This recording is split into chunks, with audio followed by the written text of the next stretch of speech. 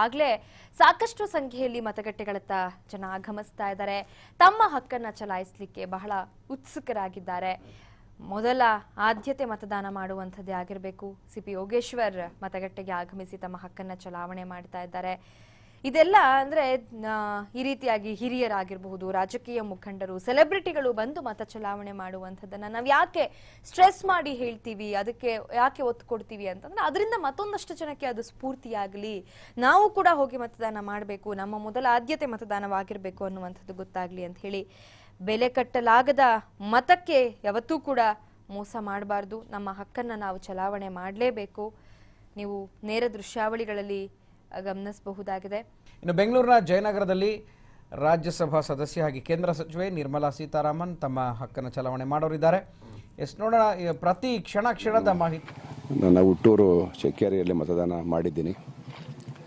ಬೆಂಗಳೂರು ಗ್ರಾಮಾಂತರ ಲೋಕಸಭಾ ಕ್ಷೇತ್ರ ಈ ಸಾರಿ ಬಿಜೆಪಿಯ ಅಭ್ಯರ್ಥಿ ಅಶ್ವಥ್ ನಾರಾಯಣಗೌಡರ ಪರವಾಗಿದೆ. ಜನ ಬದಲಾವಣೆಯನ್ನು ಬಯಸ್ತಾ ಇದ್ದಾರೆ.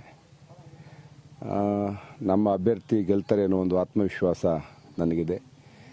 ನರೇಂದ್ರ ಮೋದಿರವರು ಮತ್ತೆ ಈ ದೇಶದ ಪ್ರಧಾನಿ ಆಗಬೇಕು, ಏನು ಇವತ್ತು ದೇಶದಲ್ಲಿ ಬದಲಾವಣೆ ಕ್ರಾಂತಿ ಆಗ್ತದೆ, ಇದು ಮುಂದುವರಿಬೇಕು ಅಂತೇಳಿ ದೇಶ ಆಶಿಸುತ್ತರ ಬೆಂಗಳೂರು ಗ್ರಾಮಾಂತರ ಲೋಕಸಭಾ ಕ್ಷೇತ್ರದ ಜನರು ಕೂಡ ಇಷ್ಟಪಡ್ತಾ ಇದ್ದಾರೆ. ಆ ದೃಷ್ಟಿಯಿಂದ ನಮ್ಮ ಅಭ್ಯರ್ಥಿ ಗೆಲ್ತಾರೆ.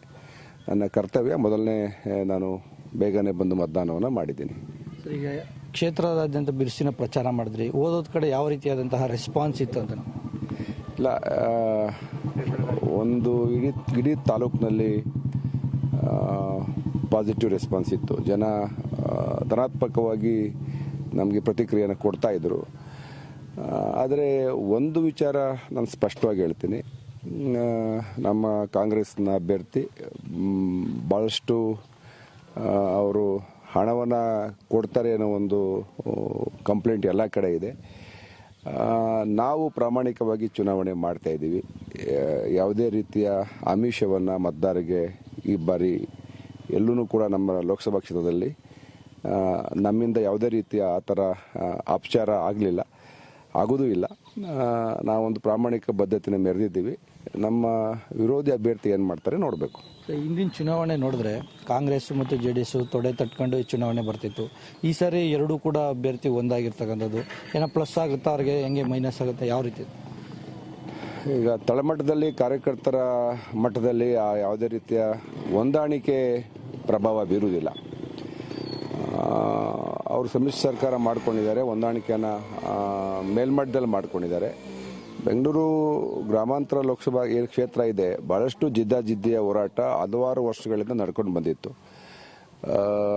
ಕಾಂಗ್ರೆಸ್ಸಿನ ನೀತಿ ಮತ್ತು ಸಿದ್ಧಾಂತ JDSನವರು ಒಪ್ತಾ ಇರಲಿಲ್ಲ. JDS ಅವರ ನಡವಳಿಕೆನ ಕಾಂಗ್ರೆಸ್ನವರು ಕೂಡ ಒಪ್ತಾ ಇರಲಿಲ್ಲ.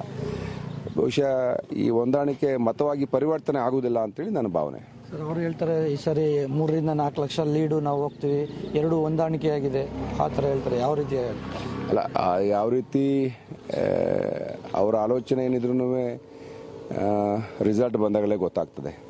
ಅಲ್ಲಿ ತನಕ ಏನು ನಾವು ಹೇಳಕ್ಕೆ ಬರಲ್ಲ. ಬಟ್ ನನಗನ್ಸದ್ದೆ JDSನವರು ಭಾಳಷ್ಟು ಜನ ಕಾರ್ಯಕರ್ತರು ಇದನ್ನು ಸೈದ್ಧಾಂತಿಕವಾಗಿ ವಿರೋಧ ಮಾಡ್ತಾ ಇದ್ದಾರೆ. ಒಟ್ಟಾರೆ ಕಡೆದಾಗ ಏನು ಹೇಳಕ್ಕೆ ಇಷ್ಟಪಡ್ತೀರ? ಅಲ್ಲ, ಯಾವುದೇ ರೀತಿಯ ಹೊಂದಾಣಿಕೆ ಮಾಡಿಕೊಂಡ್ರೂ ಕೂಡ ಅವರು ನಮ್ಮ ಅಭ್ಯರ್ಥಿ ಗೆಲ್ತಾರೆ. ನರೇಂದ್ರ ಮೋದಿರವರ ಪ್ರಭಾವ ದೇಶದಲ್ಲೆಲ್ಲ ಇದೆ. ಬೆಂಗಳೂರು ಗ್ರಾಮಾಂತರ ಲೋಕಸಭಾ ಕ್ಷೇತ್ರದಲ್ಲೂ ಕೂಡ ಅಷ್ಟೇ ಪ್ರಭಾವ ಇದೆ. ಪಟ್ಟಣದಲ್ಲಿ ಸುಮಾರು 15 ಲಕ್ಷ ಮತ ನಮ್ಮದಿದೆ. ಒಟ್ಟಾರೆ ನಮ್ಮ ಅಭ್ಯರ್ಥಿ ಗೆಲ್ತಾರೆ ಅನ್ನೋ ಒಂದು ಆತ್ಮವಿಶ್ವಾಸ ನನಗಿದೆ.